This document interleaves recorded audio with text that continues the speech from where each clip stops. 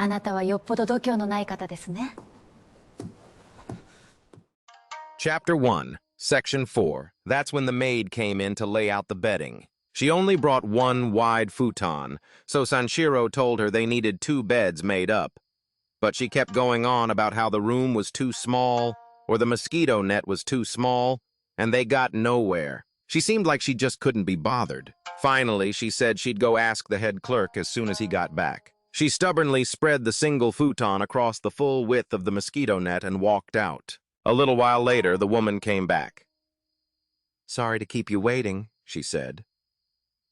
While she was doing something in the shadow of the mosquito net, there came a clanging, rattling sound. It must have been a toy souvenir for a child, rattling away like that.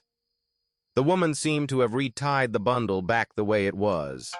From the other side of the mosquito net came a voice saying, "After you." Sanshiro just said, "Uh-huh," and sat there on the threshold, fanning himself with his round fan. He even thought about staying right there and waiting out the night just like that. But the mosquitoes kept buzzing in. There was no way to get through the night outside. Sanshiro got up, took a calico shirt and drawers out of his bag, and put them on against his bare skin. Then he tied a navy heiko sash over everything. Then he stepped inside the mosquito net, carrying 2 towels. The woman was still fanning herself in the far corner beyond the futon.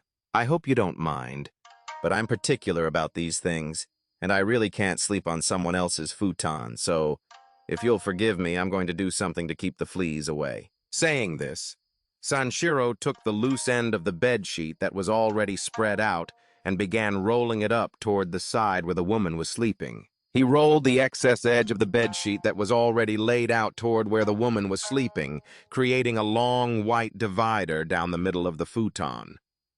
The woman turned over onto her other side, facing away. Sanshiro spread out his 2 towels end to end across his side of the bed, then lay down on them in a long, narrow line. That night, not even a hand or foot of Sanshiro's strayed so much as an inch beyond the narrow borders of those towels.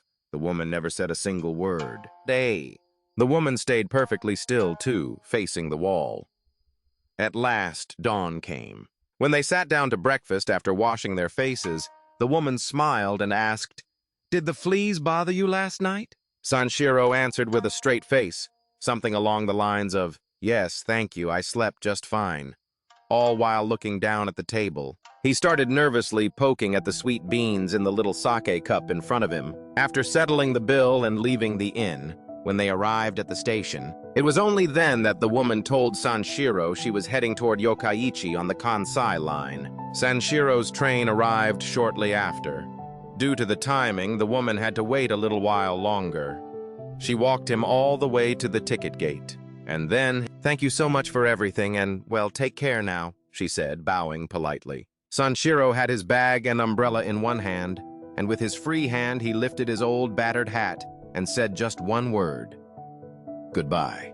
The woman held her gaze on his face for a long moment, then, in a perfectly calm tone, said, "You really don't have much nerve, do you?"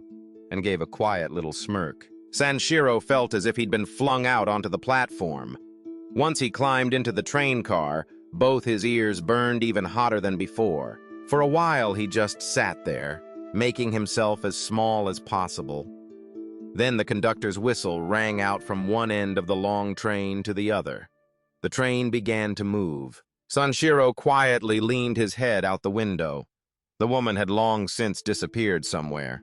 All he could see was the big clock. Sanshiro quietly slipped back to his seat.